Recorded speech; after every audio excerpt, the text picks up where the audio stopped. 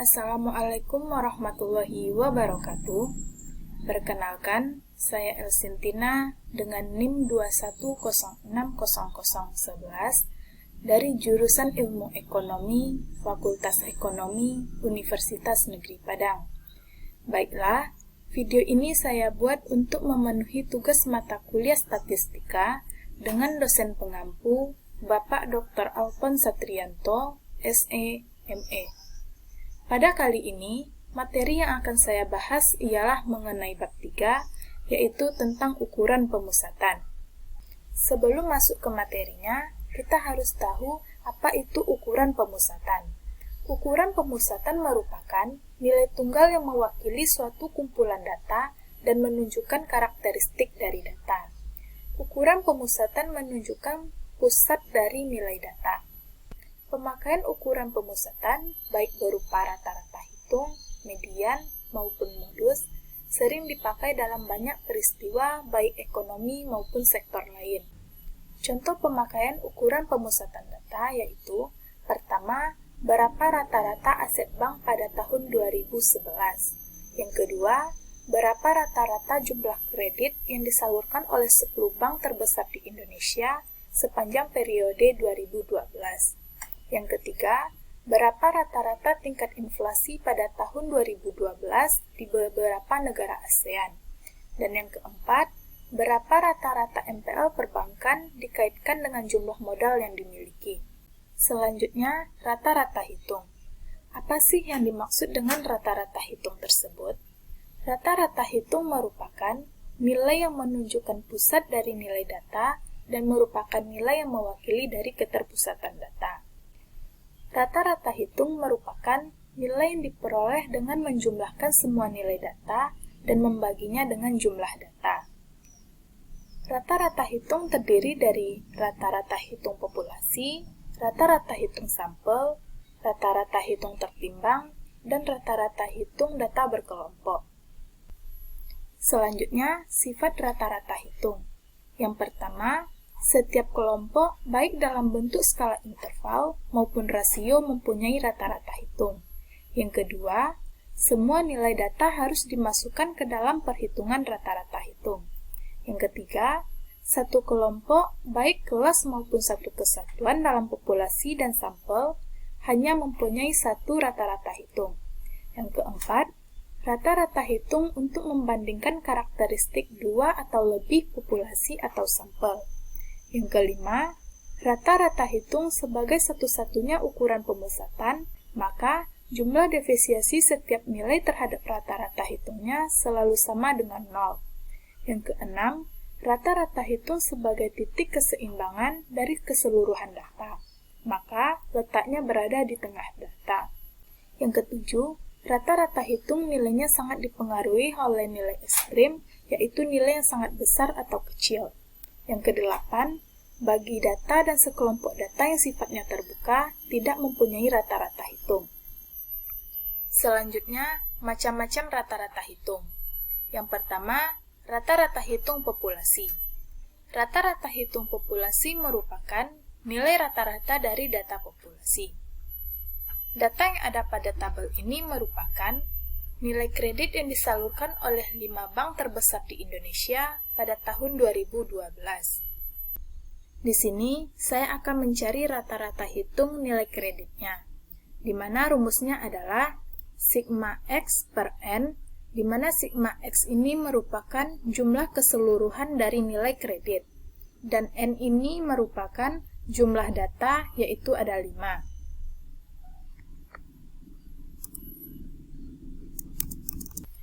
Kita masukkan angkanya, jumlah keseluruhan nilai kreditnya adalah 1339,9 dibagi dengan jumlah data yaitu 5. Maka hasilnya adalah 267,98. Jadi, rata-rata hitung nilai kreditnya adalah 267,98. Yang kedua, rata-rata hitung sampel. Di sini, saya akan mencari rata-rata hitung terhadap laba dan rata-rata hitung terhadap total aset. Yang pertama, rata-rata hitung terhadap laba. Caranya adalah jumlah keseluruhan laba ini yaitu 79.442,4 dibagi dengan jumlah data yaitu ada 11.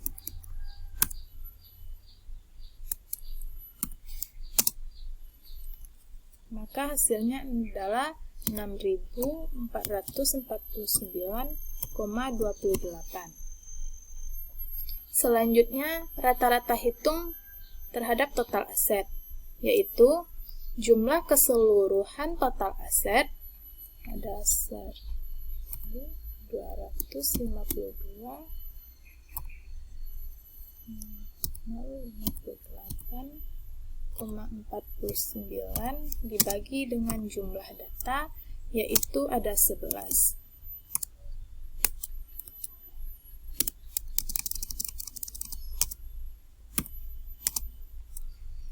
Maka hasilnya adalah 113.823,50.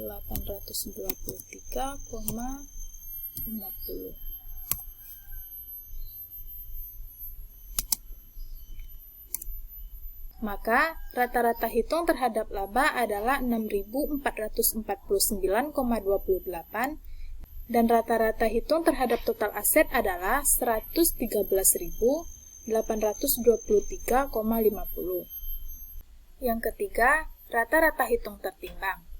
Rata-rata hitung tertimbang merupakan suatu nilai yang diperoleh dari suatu kelompok data yang dinyatakan sebagai X1, X2, X3, sampai Xn secara berturut-turut ditimbang dengan bobot W1, W2, W3, sampai dengan Wn.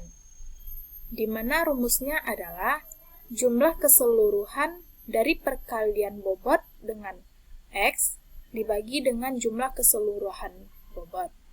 Di sini saya akan mencari rata-rata hitung tertimbang untuk data yang ada pada tabel ini. Di mana laba adalah X dan total aset ini merupakan nilai pembobot atau W. Kita masukkan angkanya. Jumlah keseluruhan dari perkalian total aset dan laba adalah 13.991.697.380.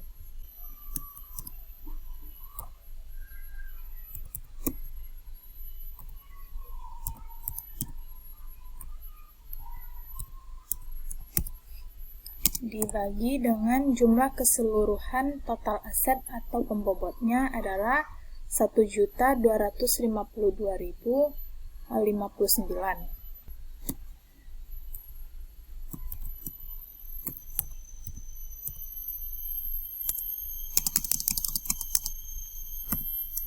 Maka hasilnya adalah 11.167. Maka, rata-rata hitung tertimbang untuk data yang ada pada tabel ini adalah 11.167. Yang keempat, rata-rata data berkelompok. Data berkelompok merupakan data yang sudah dikelompokkan dalam bentuk distribusi frekuensi. Rumus untuk mencari rata-rata data berkelompok ini adalah sigma dari perkalian antara Fi dengan Xi dibagi dengan N, di mana Fi ini merupakan frekuensi kelas ke I, dan Xi ini merupakan nilai tengah kelas ke I. Sedangkan N ini merupakan jumlah keseluruhan frekuensi. Ini merupakan data yang sudah dikelompokkan dari 22 saham pilihan pada bulan November 2013. Di sini, saya akan mencari rata-rata hitung untuk harga saham pilihan tersebut.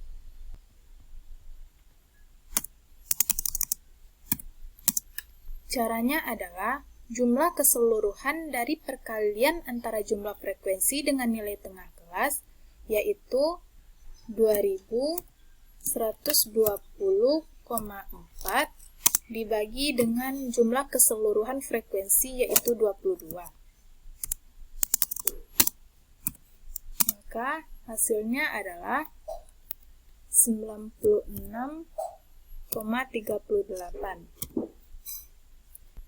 Jadi, rata-rata hitung untuk harga saham pilihan tersebut adalah 96,38. Selanjutnya median. Median merupakan salah satu ukuran pemusatan, dan median merupakan suatu nilai yang berada di tengah-tengah data setelah data diurutkan dari yang terkecil ke yang terbesar atau sebaliknya. Sifat-sifat dari median yaitu, pertama, nilai median bersifat unik. Untuk sekelompok data, hanya ada satu nilai median. Yang kedua, untuk mengurutkan data, harus dilakukan pengurutan dari data yang terkecil ke yang terbesar atau sebaliknya. Yang ketiga, nilai median tidak dipengaruhi oleh nilai ekstrim.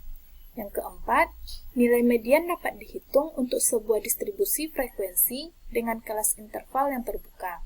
Yang kelima, semua skala pengukuran, baik rasio, interval, dan ordinal, dapat digunakan untuk mencari nilai median.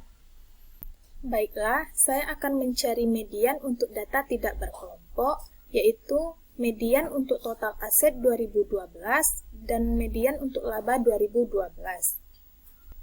Caranya adalah untuk menentukan letak mediannya yaitu sama dengan N ditambah dengan 1 dibagi dengan 2.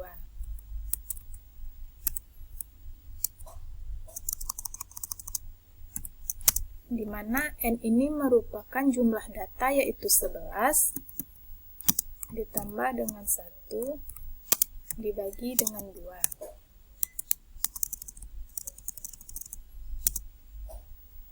Hasilnya adalah 6. Jadi, nilai median terletak pada nomor urut ke-6, yaitu median untuk total aset 2012 adalah yang ini, dan median laba 2012 adalah yang ini. Selanjutnya, median data berkelompok. Rumusnya adalah L ditambah N per 2 dikurang CF per F dikali dengan I, di mana L ini merupakan batas bawah atau tepi kelas median, N ini merupakan jumlah keseluruhan frekuensi, dan CF ini merupakan frekuensi kumulatif sebelum kelas median, dan F ini merupakan frekuensi kelas median, sedangkan I ini merupakan besarnya interval kelas. Untuk menentukan nilai median data berkelompok, maka kita harus melakukan pendugaan dengan cara, yang pertama kita harus menentukan letak kelas di mana median berada.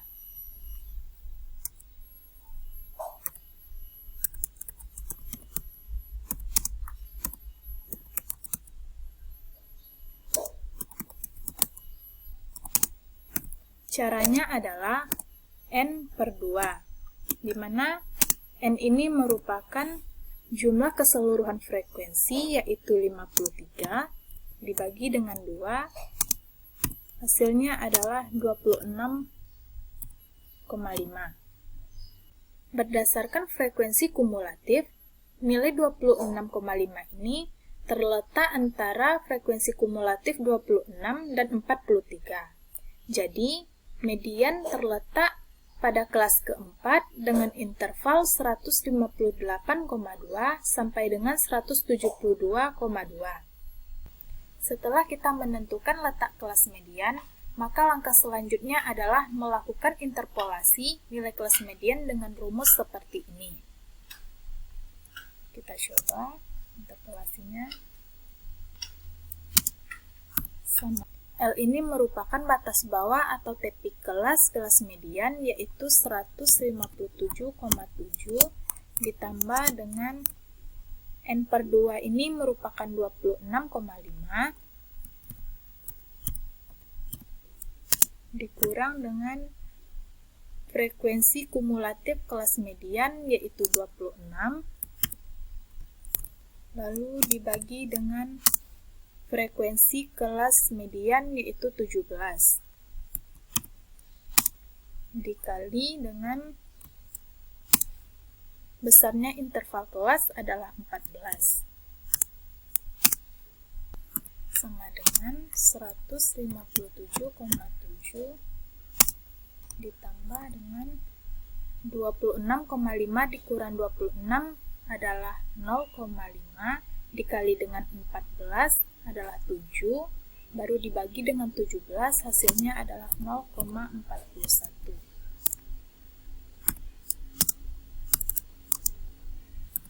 Maka 157,7 ditambah dengan 0,41 hasilnya adalah 158,11. Jadi, nilai mediannya adalah 158,11. Selanjutnya, modus. Apa sih yang dimaksud dengan modus tersebut? Modus merupakan suatu nilai pengamatan yang paling sering muncul. Untuk data tidak berkelompok, modusnya adalah data yang paling sering muncul atau frekuensi yang paling banyak. Sedangkan data berkelompok, modusnya diperoleh dengan cara menggunakan rumus seperti ini, yaitu L ditambah D1 per D1 ditambah D2 dikali dengan I, di mana L ini merupakan batas bawah atau tepi kelas-kelas modus, dan D1 ini merupakan selisih antara frekuensi kelas modus dengan kelas sebelumnya, dan D2 ini merupakan selisih antara frekuensi kelas modus dengan kelas frekuensi sesudahnya. Lalu, I ini merupakan besarnya interval kelas. Baiklah, saya akan menghitung modus data berkelompok. Untuk menghitung modus data berkelompok, pertama kita harus menentukan kelas modus. Kelas modusnya adalah frekuensi yang paling banyak yaitu 17, maka nilai modusnya berada pada interval 158,2 sampai dengan 172,2.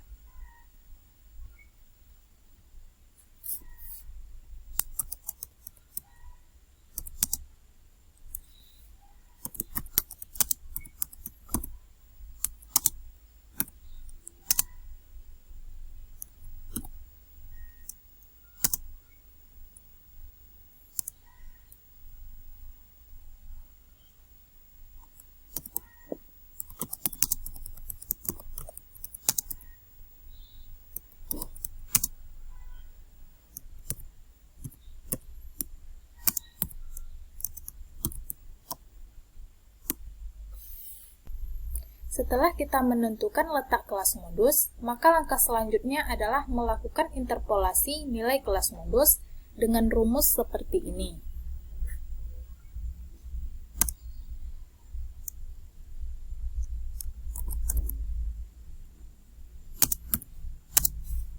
Kita masukkan angkanya, batas bawah atau tepi kelas modus adalah 157,7 ditambah dengan selisih antara frekuensi kelas modus dengan frekuensi kelas sebelumnya adalah 6 dibagi dengan penjumlahan D1 dan D2 yaitu 16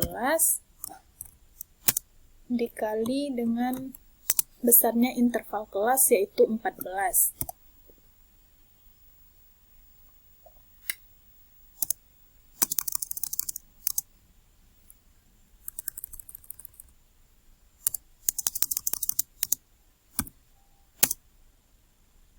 (157,7) ditambah dengan 6 dibagi 16 dikali 14 hasilnya adalah 5,25, maka hasilnya adalah 162,95. Jadi modusnya adalah 162,95. Selanjutnya, hubungan rata-rata hitung, median, dan modus. Pertama, kurva simetris. Kurva simetris merupakan kurva di mana sisi kanan dan sisi kirinya sama, sehingga kalau dilipat dari titik tengahnya, maka akan ada dua bagian yang sama. Untuk kurva yang simetris, maka nilai rata-rata, median, dan modusnya sama. Kurva simetris ini bisa juga disebut sebagai kurva dengan kecondongan 0. Yang kedua, kurva condong ke kiri atau condong positif. Hal ini disebabkan karena nilai rata-rata hitung lebih besar dibandingkan median dan modus. Hal tersebut terjadi karena adanya nilai ekstrim tinggi yang mempengaruhi nilai rata-rata hitung, sedangkan median dan modus tidak terpengaruhi. Pada kejadian seperti ini, data sampel atau populasi umumnya bernilai rendah, tetapi ada beberapa data ekstrim yang bernilai sangat tinggi yang mendorong nilai rata-rata meningkat. Beginilah kurva condong ke kiri atau condong positif. Dan yang ketiga, kurva condong ke kanan atau condong negatif. Hal ini disebabkan karena nilai rata-rata hitung bernilai kecil dibandingkan dengan median dan modus. Hal tersebut terjadi karena adanya nilai ekstrim rendah yang mempengaruhi nilai rata-rata hitung. Pada kejadian seperti ini, data sampel atau populasi pada umumnya relatif tinggi, tetapi ada beberapa data ekstrim yang bernilai sangat rendah sehingga mendorong nilai rata-rata hitung untuk turun. Kurvanya adalah seperti ini. Dalam kondisi demikian, maka nilai rata-rata hitung tidak terlalu baik digunakan dibandingkan dengan ukuran median dan modus. Hubungan antara nilai rata-rata hitung, median, dan modus dapat disimpulkan apabila nilai rata-rata hitung, median, dan modus hampir sama, maka ketiga ukuran tersebut baik digunakan. Untuk sekumpulan data yang memiliki nilai ekstrim tinggi ataupun rendah, maka kurvanya akan condong ke kiri dan ke kanan. Sehingga nilai rata-rata hitungnya tidak terlalu baik digunakan, tetapi nilai median dan modusnya yang menjadi ukuran yang lebih baik. Selanjutnya, ukuran letak. Yang pertama, kuartil. Apa sih yang dimaksud dengan kuartil tersebut? Kuartil merupakan ukuran letak yang membagi data yang telah diurutkan atau data yang berkelompok menjadi 4 bagian sama besar, atau setiap bagian dari kuartil sebesar 25%. Rumus mencari letak kuartil untuk data tidak berkelompok dan data berkelompok adalah seperti rumus yang ada pada tabel ini. Rumus mencari letak kuartil pertama untuk data tidak berkelompok adalah 1 dikali N ditambah 1 dibagi 4, di mana N ini merupakan jumlah data. Begitupun dengan letak kuartil kedua, untuk data tidak berkelompok yaitu 2 dikali N ditambah 1 per 4. Dan letak kuartil ketiga untuk data tidak berkelompok adalah 3 dikali N ditambah 1 per 4. Dan rumus untuk mencari letak kuartil untuk data berkelompok adalah letak kuartil 1, rumusnya adalah 1 dikali N per 4. Dan letak kuartil kedua, rumusnya adalah 2 dikali N per 4. Dan letak kuartil ketiga, rumusnya adalah 3 dikali N per 4. Data yang ada pada tabel ini merupakan harga saham 19 perusahaan di Bursa Efek Indonesia pada 11 November 2013. Dari data tersebut, saya akan mencari kuartil 1, kuartil 2, dan kuartil 3. Caranya adalah kita harus menentukan letak kuartil untuk data tersebut. Untuk menentukan letak kuartil untuk data tidak berkelompok adalah letak kuartil pertama adalah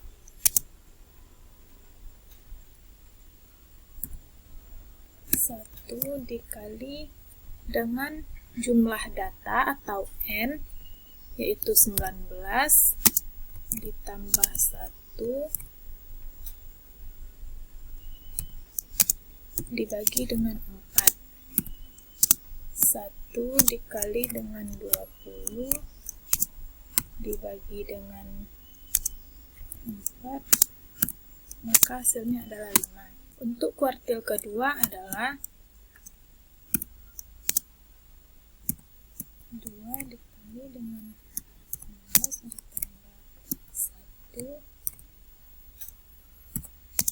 dibagi dengan 4,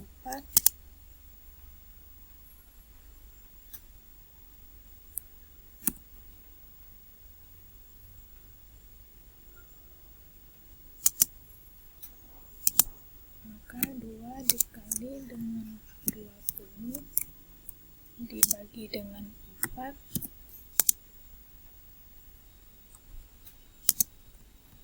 rumusnya hasilnya adalah 10, dan letak kuartil ketiga adalah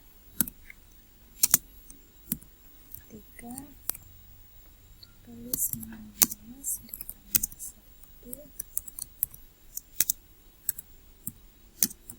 1 dibagi 4 sama dengan 3, 20.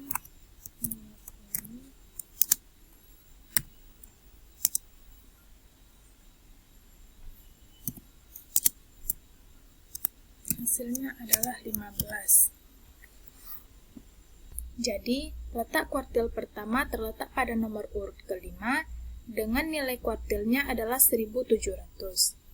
Dan letak kuartil kedua terletak pada nomor urut ke-10 dengan nilai kuartilnya adalah 3475. Dan letak kuartil ketiga terletak pada nomor urut ke-15 dengan nilai kuartilnya adalah 4950.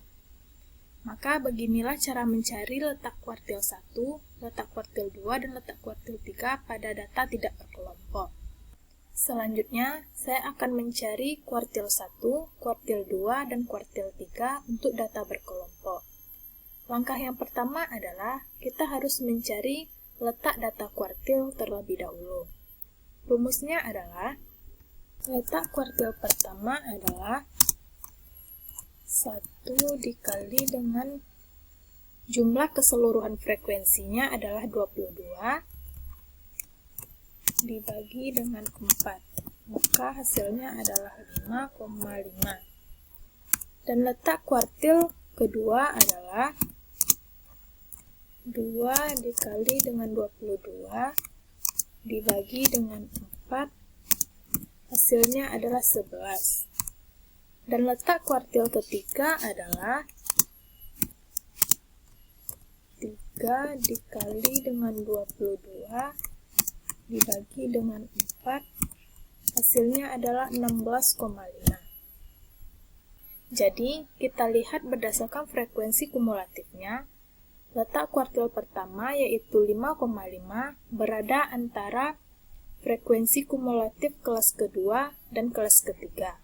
Dan letak kuartil kedua yaitu 11. Angka 11 ini kita lihat dari frekuensi kumulatif berada antara kelas ketiga dan kelas keempat.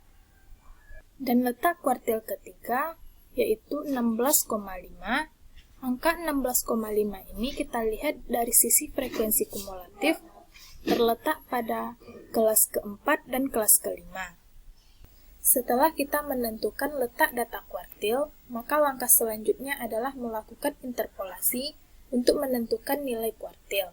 Untuk menentukan nilai kuartil, kita menggunakan rumus yaitu L ditambah I dikali N per 4 dikurang CF per FK dikali CI. Di mana L ini merupakan tepi kelas di mana letak kuartil berada, dan I dikali N per 4 ini merupakan letak data kuartil, dan CF ini merupakan frekuensi kumulatif sebelum kelas kuartil, dan VK ini merupakan frekuensi pada kelas kuartil, sedangkan CI ini merupakan interval kelas kuartil. Baiklah, kita coba untuk memasukkan angka sesuai dengan rumus ini untuk memperoleh nilai kuartilnya.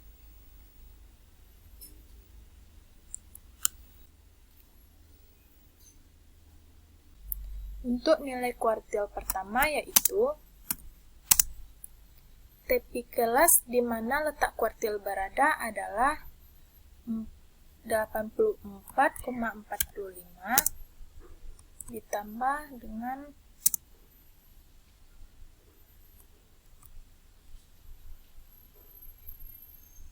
letak kuartilnya adalah 5,5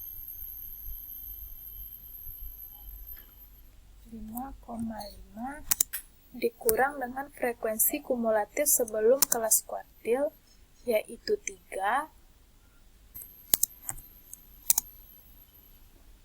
frekuensi yang ada pada kelas kuartil yaitu 4,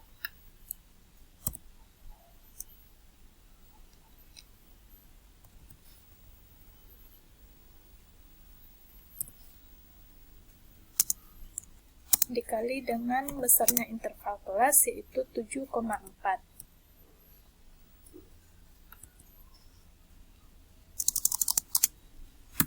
Sama dengan 84,45 ditambah dengan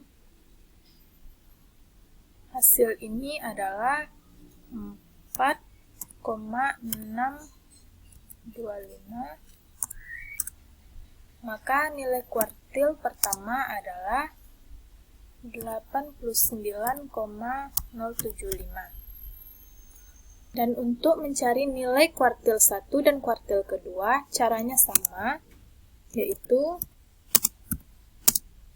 tepi kelas di mana letak kuartil berada, yaitu di sini, di kelas ketiga, maka tepi kelasnya adalah 91,95 ditambah dengan letak kuartilnya adalah 11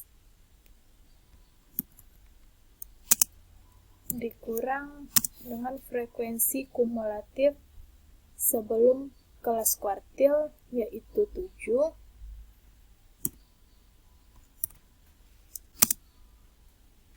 dibagi dengan frekuensi kelas kuartil, yaitu 7, dikali dengan interval kelas kuartil, yaitu 7,4. Maka 91,95 dikali dengan hasil dari 11 dikurang 7 dibagi 7 dikali 7,4, hasilnya adalah 4,229. Maka nilai kuartil kedua adalah 96,179. Dan untuk nilai kuartil ketiga, caranya sama, yaitu tepi kelas di mana letak kuartil berada, yaitu tepi kelasnya 99,45, karena letak kuartil ketiga berada pada data keempat. Ditambah dengan letak kuartilnya adalah 16,5.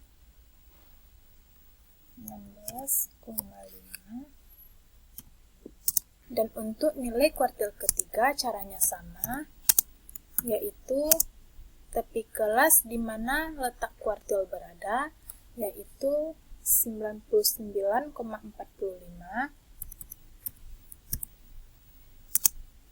ditambah dengan letak kuartil ketiga, yaitu 16,5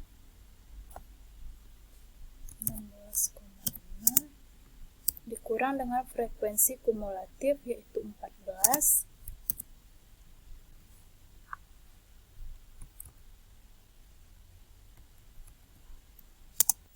dibagi dengan frekuensi di mana kelas kuartil berada, yaitu 4, dikali dengan interval kelas kuartil, dikali dengan interval kelas kuartil, yaitu 7,4.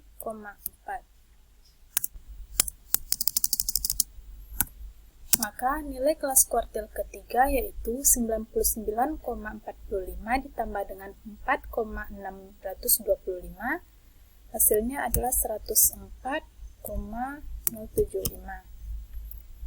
Maka beginilah cara mencari nilai kuartil 1, kuartil 2, dan kuartil 3. Ukuran letak yang kedua adalah desil.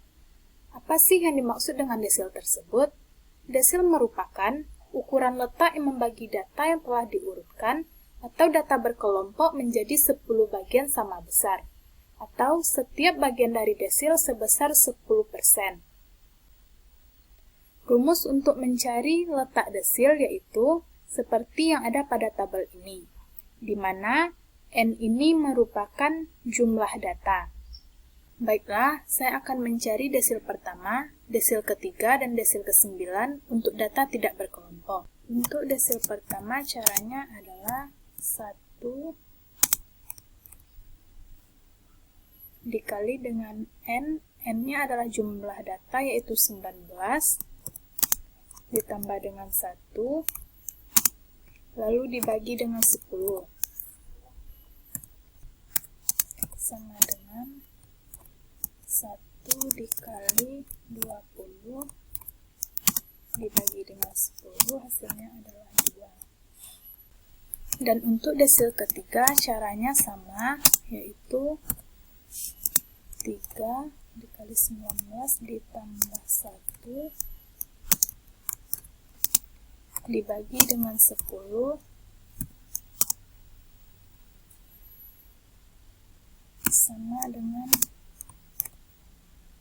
3 dikali 20 dibagi 10, hasilnya adalah 6. Dan untuk desil ke-9 sama dengan 9 kali 19 ditambah 1 dibagi 10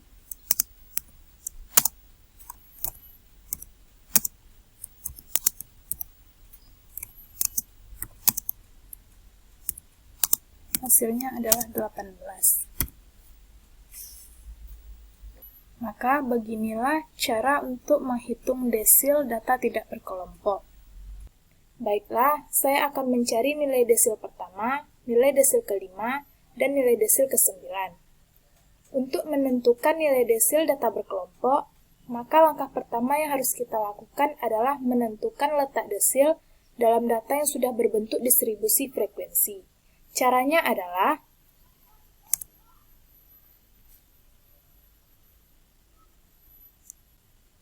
untuk letak desil pertama,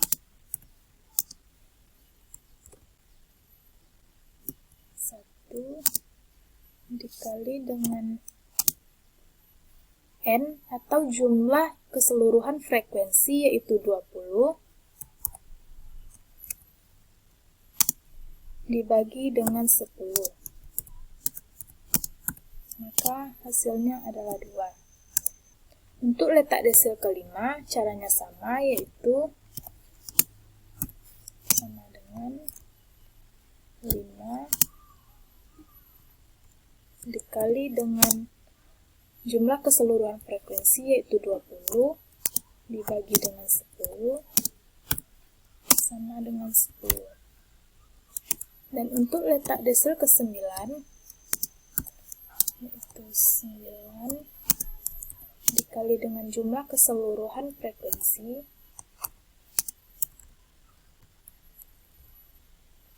dibagi dengan 10, hasilnya adalah 18. Setelah kita menentukan letak desil, maka langkah selanjutnya kita menentukan nilai desil.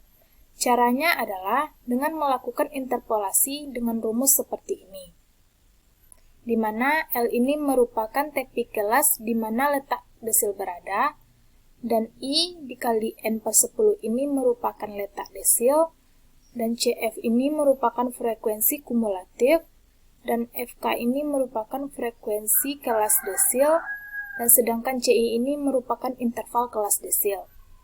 Nilai desil pertama adalah TP kelasnya adalah yang ini, yaitu 3849,5 ditambah dengan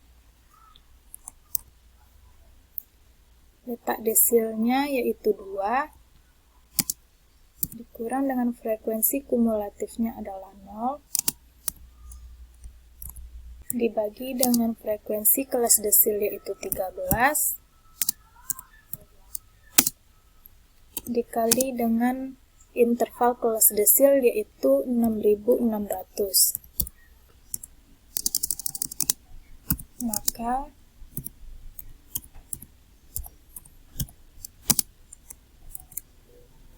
Hasil dari 2 dikurang 0 dibagi 13 dikali dengan 6.600 ini adalah 1015,385. Maka nilai desil pertama adalah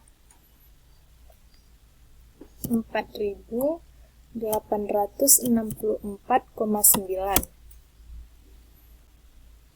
Dan untuk menentukan nilai desil kelima dan ke-9, yaitu caranya sama. D5 sama dengan tepi kelas di mana letak desil berada, yaitu yang ini tepi kelasnya.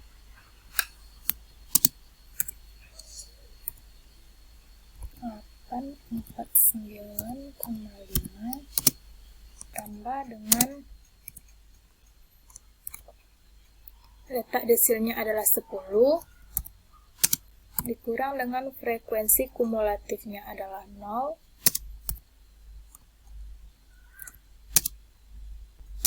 lalu dibagi dengan frekuensi kelas desil yaitu 13 dikali dengan interval kelas desil yaitu 6.600, maka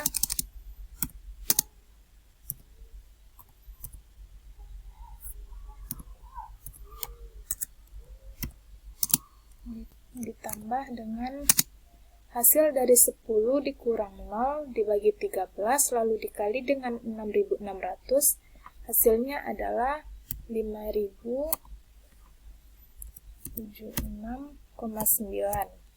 Maka nilai desil kelima adalah 8.926,4. Dan untuk nilai desil ke-9 adalah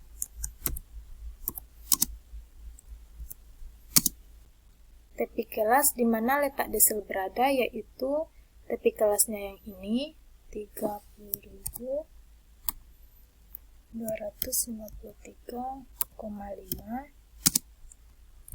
ditambah dengan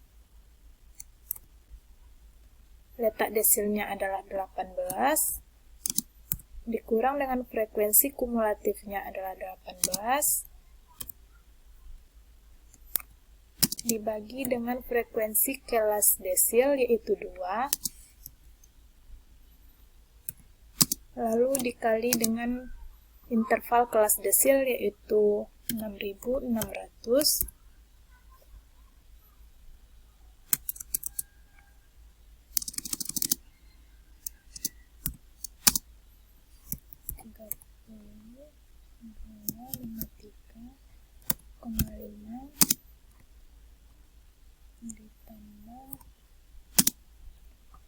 18 dikurang 18 dibagi 2 dikali 6.600 yaitu hasilnya adalah 0, maka nilai desil ke-9 adalah 30.253,5. Maka beginilah cara menentukan nilai desil data berkelompok. Selanjutnya, ukuran letak yang ketiga adalah persentil. Apa sih yang dimaksud dengan persentil tersebut? Persentil merupakan ukuran letak yang membagi data yang telah diurutkan atau data berkelompok menjadi 100 bagian yang sama besar, atau setiap bagian dari desil sebesar 1%.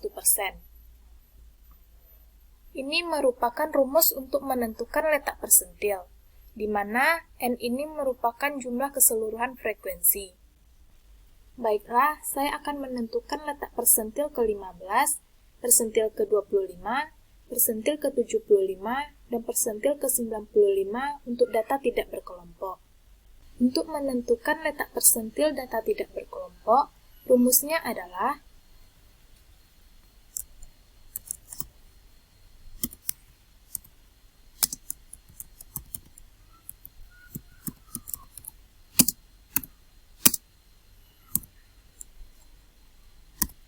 I, di mana I ini merupakan persentil, misalnya persentil ke-15, persentil ke 20, dan persentil sampai ke 99.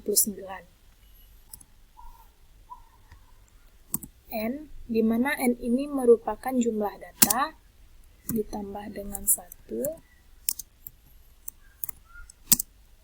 dibagi dengan 100. Kita coba masukkan angkanya. Untuk letak persentil ke-15 yaitu 15. N ini merupakan jumlah data yaitu ada 19 ditambah dengan 1 dibagi dengan 100. 15 dikali dengan 20 adalah 300, dibagi dengan 100, maka hasilnya adalah 3. Begitupun untuk menentukan letak persentil ke-25, persentil ke-75, dan persentil ke-95. Sama dengan 25, N-nya adalah 19 ditambah 1 dibagi dengan 100. 25 dikali dengan 20 adalah 500 dibagi dengan 100, hasilnya adalah 5. Dan untuk letak persentil ke-75 sama dengan 75 dikali dengan 19 tambah 1 dibagi dengan 100.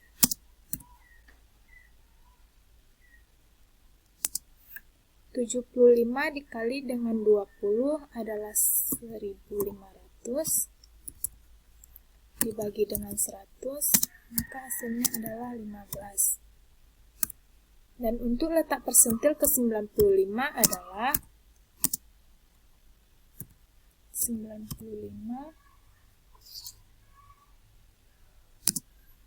dikali dengan 19 ditambah 1 dibagi 100.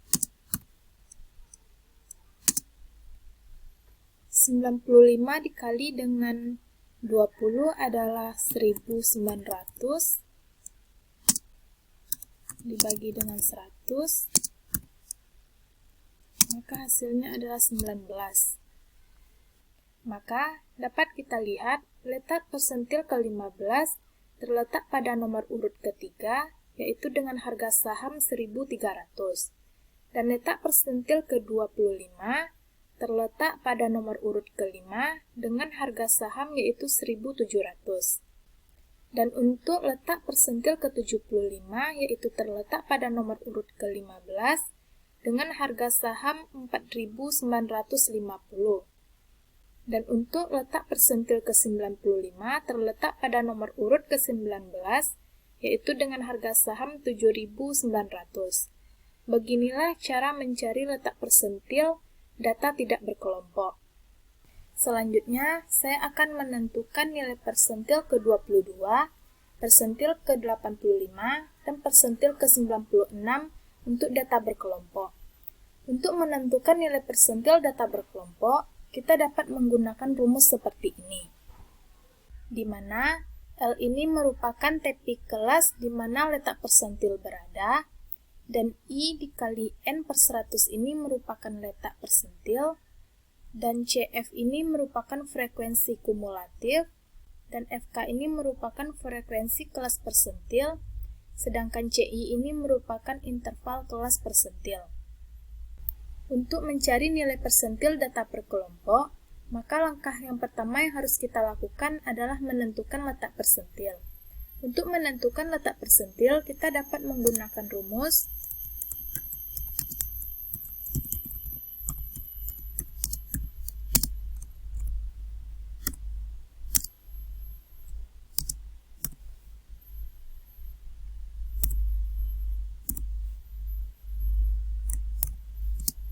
dibagi dengan 100, di mana I ini merupakan, misalnya kita ingin menentukan letak persentil ke-22, maka I ini diganti dengan angka 22. Dan N ini merupakan jumlah keseluruhan frekuensi. Untuk letak persentil ke 22, maka 22 dikali dengan jumlah keseluruhan frekuensinya adalah 20, dibagi dengan 100, 22 dikali dengan 20 adalah 440, dibagi dengan 100, hasilnya adalah 4,4. Dan selanjutnya, untuk menentukan letak persentil ke 85, caranya juga sama, yaitu I ini kita buat dengan 85 dikali dengan jumlah keseluruhan frekuensinya adalah 20 dibagi dengan 100. 85 dikali dengan 20 adalah 1700 dibagi dengan 100, maka hasilnya adalah 17. Dan untuk letak persentil ke 96, caranya juga sama, yaitu I ini kita buat dengan angka 96 dikali dengan jumlah keseluruhan frekuensinya, yaitu 20, dibagi dengan 100. Maka 96 dikali dengan 20 hasilnya adalah 1920 dibagi dengan 100, maka hasilnya adalah 19,2. Berdasarkan letak persentil ini, dapat kita lihat letak persentil ke-22 terletak pada kelas pertama, dan letak persentil ke-85 terletak pada kelas keempat, dan letak persentil ke-96 terletak pada kelas kelima. Setelah kita menentukan letak persentil, maka langkah selanjutnya adalah mencari nilai persentil. Caranya adalah dengan menggunakan rumus seperti ini. Kita cari nilai persentil ke-22, di mana L ini merupakan tepi kelas di mana letak persentil berada, yaitu tepi kelasnya adalah yang ini. 3849,5 ditambah dengan I dikali N per 100 ini merupakan letak persentil, yaitu letak persentil ke-22 adalah 4,4 dikurang dengan frekuensi kumulatif yaitu 0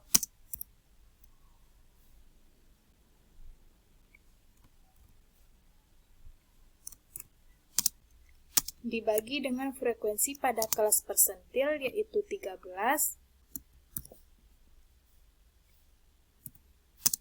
lalu dikali dengan interval kelas persentil yaitu 6600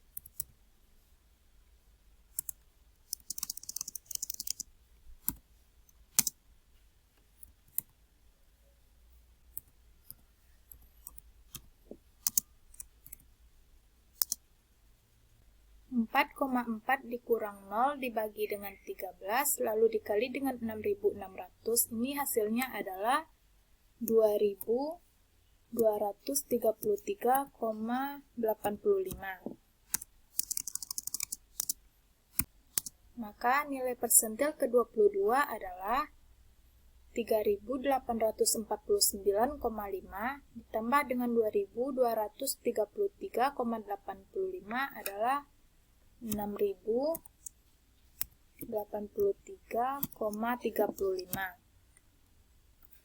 Selanjutnya, nilai persentil ke-85. Caranya juga sama, yaitu di mana tepi kelasnya adalah 23.652,5. 23.652,5 ditambah dengan letak persentilnya adalah 17, dikurang dengan frekuensi kumulatifnya adalah 17,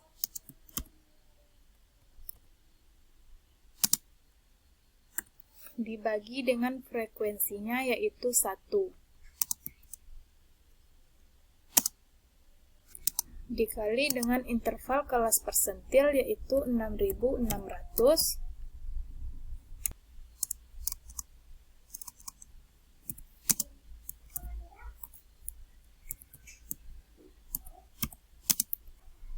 ditambah dengan 17 dikurang dengan 17 dibagi 1, lalu dikali dengan 6600, hasilnya adalah 0. Maka nilai persentil ke-85 adalah 23.652,5.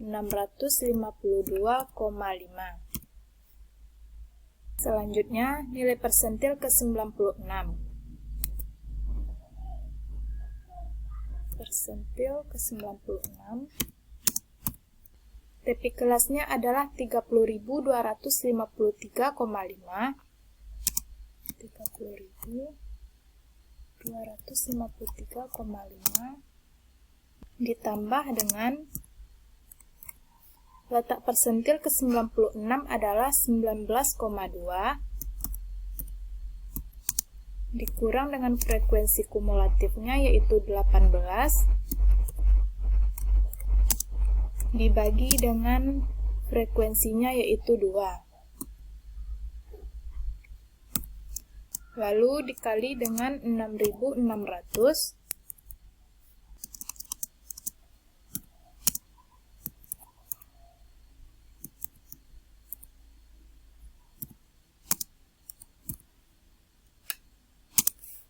hasil dari 19,2 dikurang 18 dibagi dengan 2 lalu dikali dengan 6600, hasilnya adalah 3960. Maka 30.253,5 ditambah dengan 3.960, hasilnya adalah 34.213,5. Maka nilai persentil ke-96 adalah 34.213,5. Maka beginilah cara mencari nilai persentil data berkelompok. Baiklah, itulah penjelasan mengenai materi bab 3, yaitu tentang pemusatan data. Wassalamualaikum warahmatullahi wabarakatuh.